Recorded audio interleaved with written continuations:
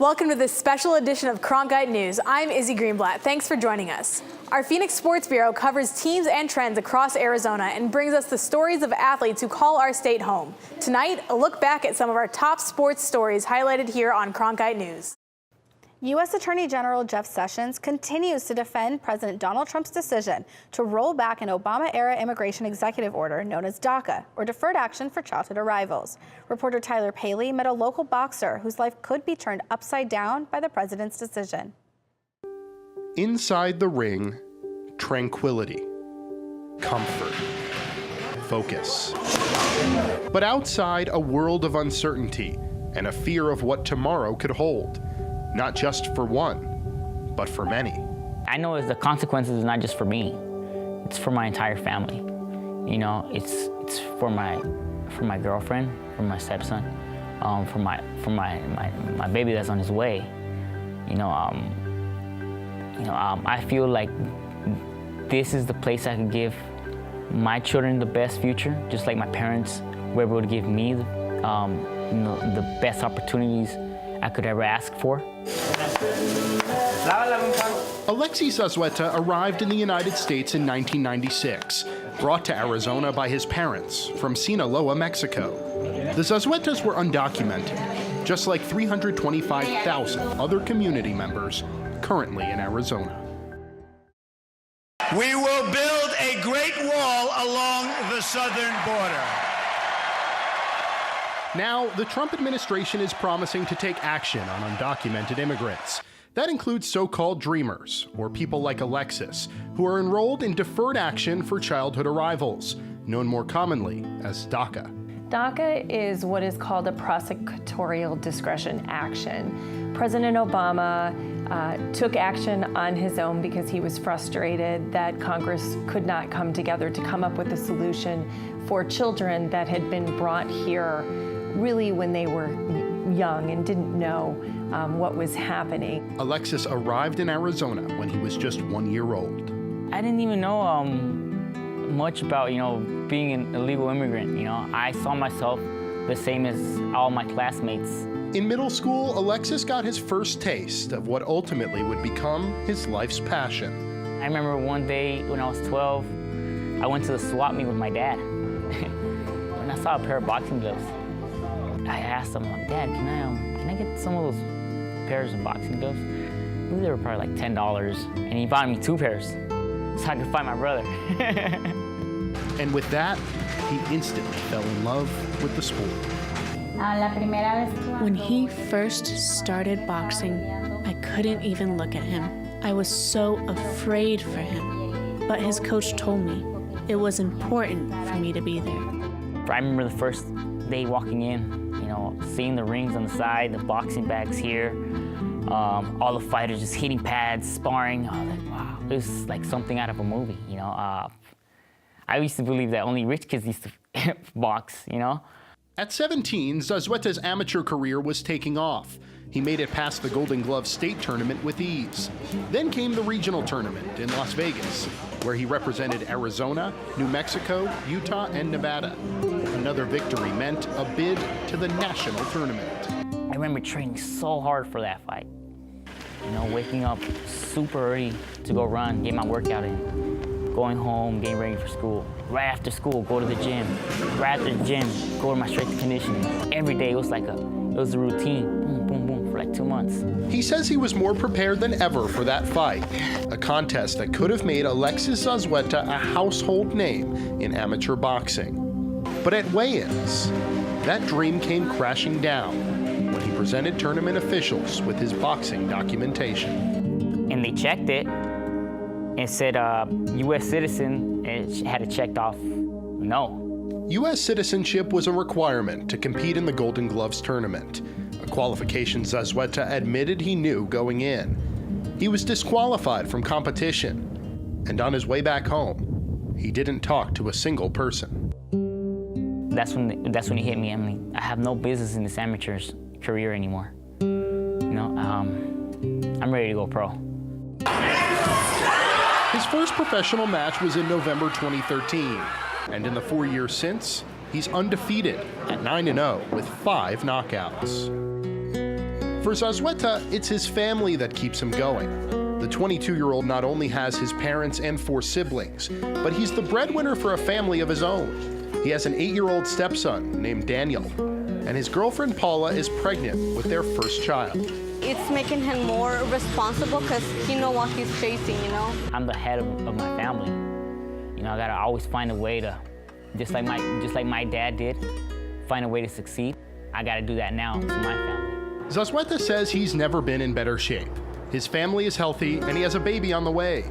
He renewed his DACA enrollment for another 2 years in September. But the president's decision to roll back the program is what keeps Zazueta up at night. A classic case of an unstoppable force against an immovable object.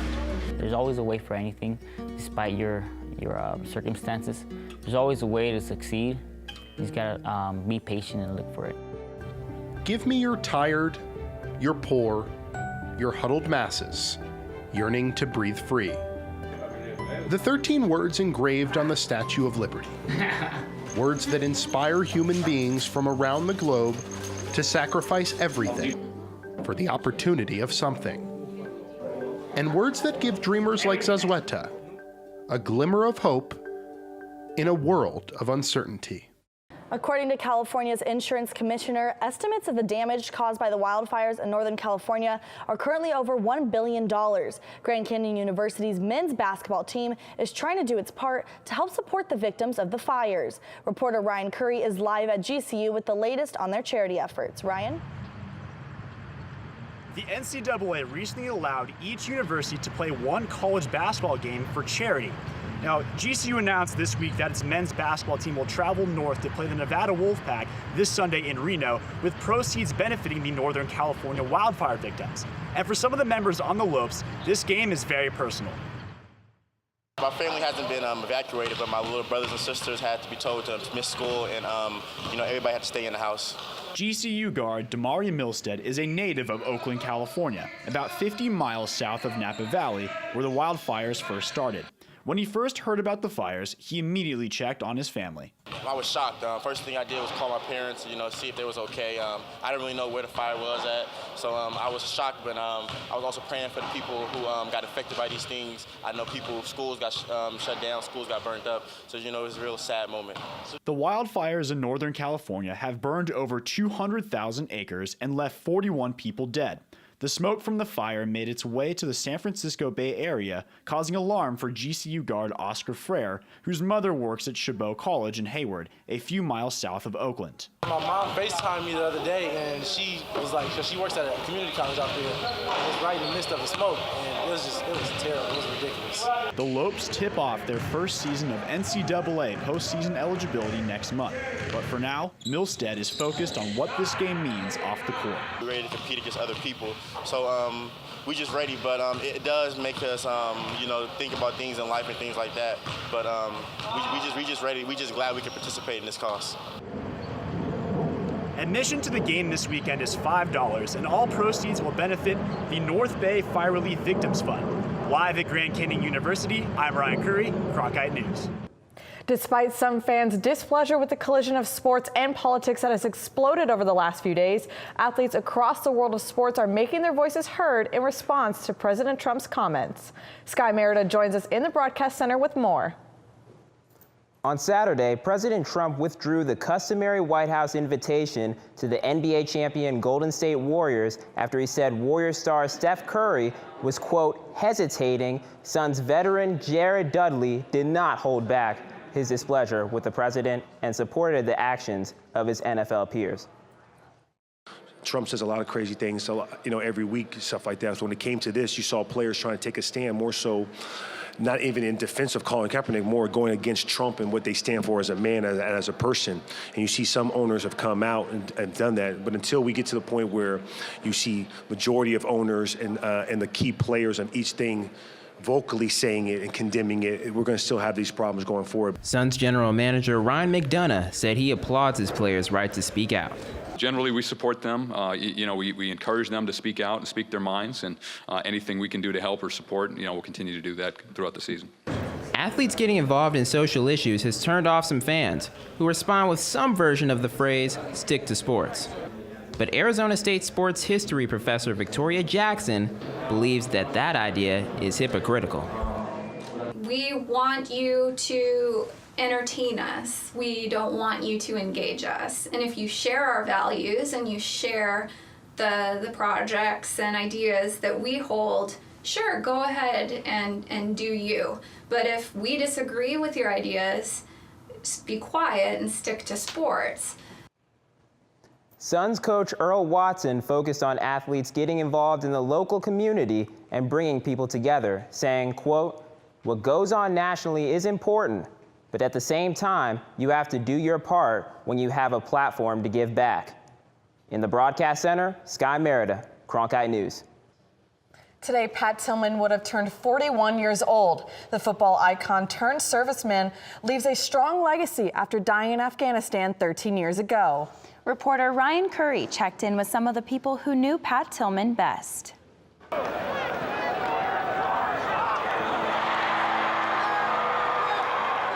To Jake Plummer, Pat Tillman was far more than a teammate on the 1996 Arizona State football team that went undefeated in the regular season and made it to a Rose Bowl. Once you became a friend with him, you realized how much of a good friend he was. He was always there for you. He's always challenging you to be a better person, a better human, a better man. And then on from here to the Cardinals and playing in the pros, you know, just a guy who was an exceptional character that didn't just talk about it, but really lived the lifestyle. Plummer said Tillman was dedicated to success and a friend with everyone he met, including Doug Tamero, the assistant media relations director for Sun Devil Athletics. The first thing that you noticed about Pat is his hair, and then he was loud. You know, when he talked, when he joked around in a dining hall up at camp, in his interviews, you know, he had no filter. But that was the main thing. And then that he was smart. Just in talking to him, you could tell the guy was on another level. Here's to Brown, and he's thrown for a loss by Pat Tillman. Following his tenure as a Sun Devil, Tillman advanced to the NFL, but remained in the Valley, playing 4 seasons with the Arizona Cardinals. But following the 9/11 attacks, he cut his professional career short to serve his country in Iraq. He remained connected with friends and family while in the military, including Perry Edinger, a former athletic trainer at ASU who helped Tillman through shoulder surgery when he was a freshman. He had qualities I thought that were really outstanding. Dedication to whatever he was doing, to moral attitude about things. He really stood up for things. He read a lot and knew a lot, and he could talk to you about just about anything. And he wanted to be really good, you know, and so you just really felt he would be. He checked on me prior to his last employment. That's the kind of friend he was. I should have been checking on him, but he was calling me to see how I was doing. So that says a lot about the guy, and I'm just one of many, many people who've been influenced that way by his friendship. Although Pat Tillman died in 2004, he is still the most popular person here at Sun Devil Stadium. His number 42 is on nearly every wall, and fans still wear the number 42 jersey on game day. Players have started a new tradition of walking out of Tillman Tunnel behind me and placing their hands on the new Tillman statue before they take the field on game day. You know him, I think he'd be a little upset that there's a statue of him because he didn't like a lot of the accolades.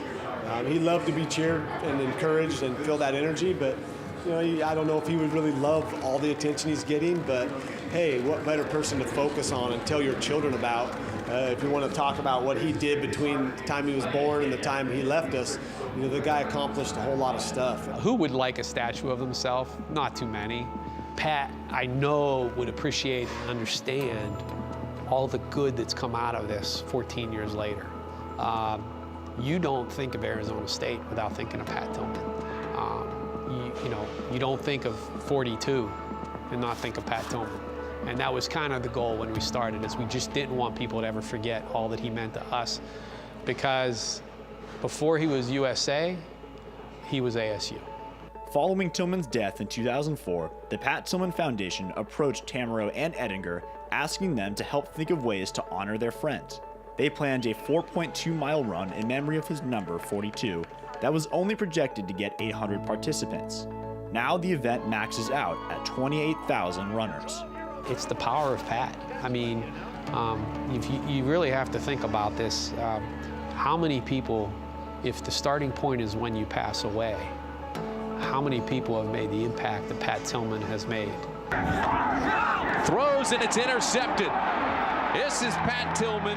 For many people, Pat Tillman was more than a soldier and football player. He was a man who was with and for others. The run and the statue are ways for people who didn't know him to also be inspired by his legacy. On the back of the statue, there's a plaque that reads, "May Pat Tillman's courage, both on the field and while serving his country, be an inspiration to all." I'm always thankful and I feel blessed that I got to know Pat Tillman. I'm also thankful and blessed that it was the era that it was. I looked back and reflected, and I was like, I hope he thought of me with that, It was because all these people were so good and so strong, and his friend. And I was also his friend, and I just want to be part of that. Finally tonight, sometimes a special reunion can mean more than just winning or losing a game. On Sunday, one Arizona State soccer player said she had a senior day she'll never forget. Final senior is Allie Moon. Honestly, there's not even words for it. I was just so surprised and so happy. It was amazing turning around and actually physically getting to see him. Yes, Allie, turn around. To have him back, it's been a year and a half since I've seen him last, and we're super close, so it was the best feeling ever. It was amazing and awesome. I told her last time I saw her, I'll be there for your senior game, and so I got to fulfill that promise. And let's hear it one more time. Marine Corps Lance Corporal Eric Cruz. Arizona celebrated its rich sports tradition last night by immortalizing 5 people in the state Sports Hall of Fame. Cronkite News reporter Andy Krause was in Paradise Valley to cover the groundbreaking event. Coyotes legend Shane Doan, Suns great Dan Marley, Cardinals owner Bill Bidwell, longtime Arizona Republic columnist Paula Bovin, and NCAA wrestling champion and former ASU Sun Devil Anthony Robles were all enshrined in the Hall's 47th class. This is a dream come true for me to be honored by my home state and be inducted in the Hall of Fame. And I'm just going to celebrate it with my loved ones and really the people who helped me get here. My family and my coaches, they're all here. To the Coyotes, I wouldn't be here if you guys hadn't given me a chance. And for you guys to get a table and come tonight, you're kind of the extended family that I'm with all the time. Being around good people makes you better. And that's the way the Suns organization was. Bovin, who now helps lead the Phoenix Sports Bureau of Cronkite News, encouraged young girls in her induction speech to get involved in sports, highlighting their ability to empower. The best thing about sports is that it gives females ideas about a great body image. They learn a lot of weird things from the media today about what a good body image is. Athletics makes them strong, it makes them powerful, and it teaches them that you don't have to be in a bikini to be on a sports magazine cover. It was also a night of firsts for the Hall. Bovin was the first female journalist inducted, and Doan was the first hockey player to be recognized. In Paradise Valley, Andy Krause, Cronkite News. A local yoga teacher is expanding her practice to athletic programs in her area. Cronkite News reporter Devin Gooden went to Castile High School to see how this addition to their football training benefits the team. Every Tuesday morning, Castile High School's football team begins their day with yoga. However, this morning workout isn't just focused on getting stronger, but on centering their minds. I'm teaching them that mental component, how to calm themselves down, how to stay present, so you can just focus on right now, because that's really all that matters. She always tells us to have our mind and our body on the field with us at the same time. The class focuses on what instructor Donna Chasen believes are the most important muscles, hips and hamstrings. Chasen draws on her own experience as a college athlete and a sports injury that tore both her ACL and meniscus. We work on mobility and flexibility. So as an athlete, physically, that's going to give you a better range of motion. So physically, they're going to perform better. We haven't had any severe or major injuries this year, really ever since we've worked with Donna, even for the last 2 years. Yoga is an essential part of the Castile football program. Head coach Spencer Stowers wants to develop what he calls a fully equipped athlete. The biggest part that Donna brings outside of the flexibility is the mental aspect, and psychologically what she talks about with our kids on a weekly basis is something that they look forward to, and it really transcends to the field as well. Jason began working with Castile football about a year and a half ago, and since then expanded into 4 different divisions and 5 different schools. She hopes more will follow suit and adopt her program. In Gilbert, Devin Gooden, Cronkite News. As the Phoenix Suns prepare for the upcoming season, the team continues to be an active force in the community. Cronkite News reporter Andy Krause discovered how the Suns aim to improve the neighborhoods that support them. Slippery, ugly, but manageable. Those were some of the words kids used to describe an outdoor basketball court they play on every day in downtown Phoenix. But this is what they think of it now. This is more prettier. Valley kids have been playing on courts like these for decades, but a lot of them are in need of a makeover. In honor of their 50th season here in Phoenix, the Suns are taking it upon themselves to renovate 50 basketball courts throughout the community. And they're starting with the one right here at Neighborhood Ministries. For us to come in here and offer some encouragement and build these courts and let these kids know we care about them and that, you know, they're part of the community and we're right there with them, it's a good feeling. Suns forwards Alan Williams and Derek Jones Jr. joined team owner Robert Sarver to show their support for improving the neighborhoods they represent. They also gave the kids a helping hand in breaking in their brand new basketball court. I think anytime you get a chance to come out with a basketball and play, it's something special. That's why I love the game, because you can come out here by yourself no matter what time it is. As long as you have a light source and a hoop and a ball, you can go out and have a great time. So I think something like this is really important. The organization feels a responsibility to give back to the community, as Sarver understands that its fortunes are intertwined with the people that support the team. And your future is our future. In downtown Phoenix, Andy Krause, Cronkite News. And if you're looking for something else to do this weekend, the Can-Am 500 is heading to Phoenix Raceway on Sunday. This weekend's race will be the last one before the track officially changes its name. But that's not the only thing that's changing. Reporter Kyle Wilcox caught up with NASCAR legend Rusty Wallace to find out how renovations could improve the racing experience. Phoenix Raceway will be a very different track in 2018. Not only will it have a new name, ISM Raceway, the layout and fan experience will be unlike anything in its history. New grandstands, luxury suites, and a bar and grill are all under construction. The fans have supported NASCAR for so long now, they deserve this.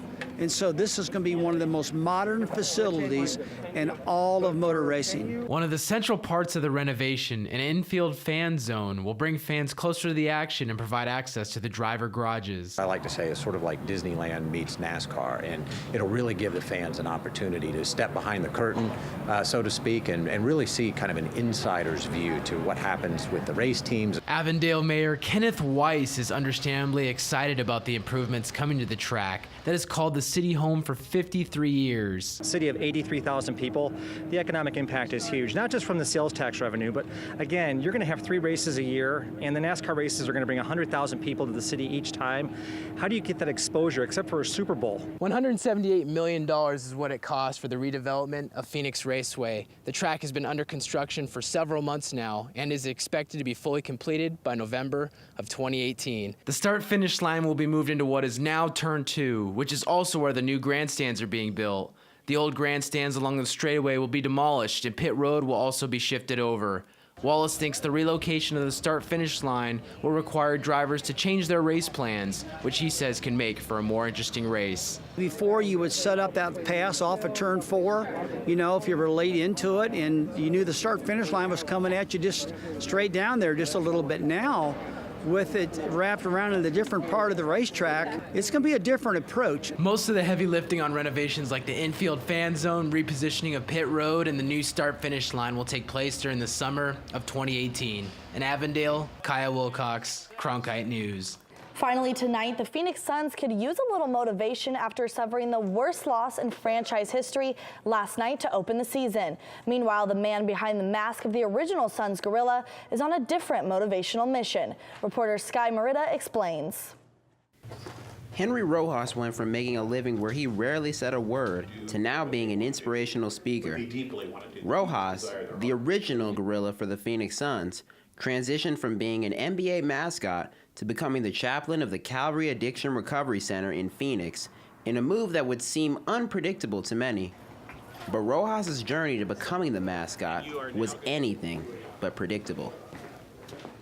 I was doing a part-time job with a company called Eastern Onion Singing Telegram Service, and somebody ordered a telegram and paid extra for the person to wear a gorilla suit, and I reluctantly went, hoping I could get it over with and then take the suit off and watch the rest of the game, but I was already visible. They started playing music and started dancing, and that was the first time out there. Crowd just loved the dancing.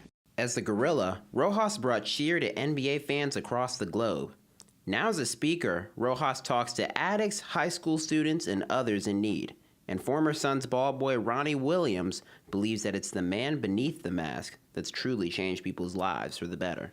When you can sit and listen to Henry Rojas talk about the blessings and the gift and the different things that he's going to share, man, it's mind-blowing. Rojas is currently working on a book called Belong, Believe, and Behave, emphasizing his belief that we all belong. In Tempe, Sky Merida, Cronkite News. Thanks for joining us for this special edition of Cronkite News. For more multimedia coverage, go to cronkitenews.azpbs.org.